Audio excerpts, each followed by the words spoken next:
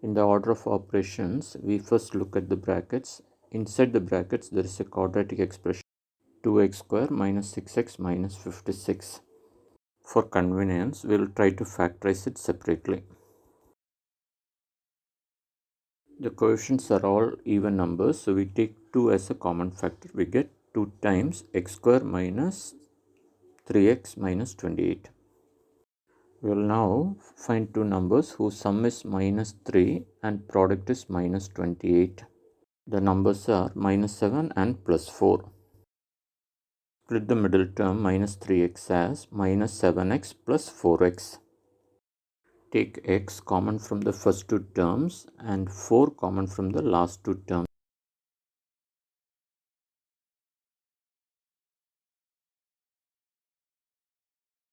We get the factors 2 times x minus 7 into x plus 4.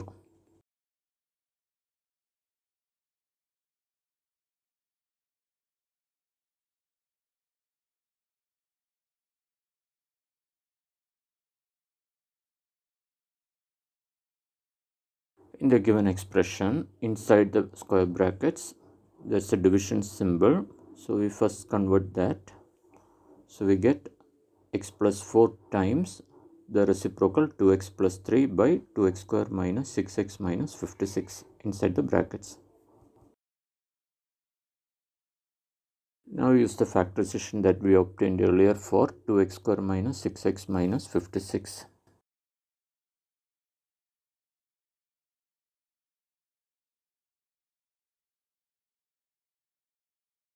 Cancel off the common factor inside the brackets.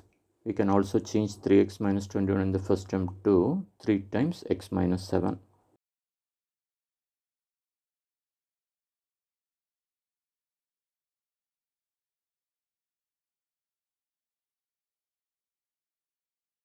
In order to add the fractions, we tried to obtain a common denominator of 6 times x minus 7.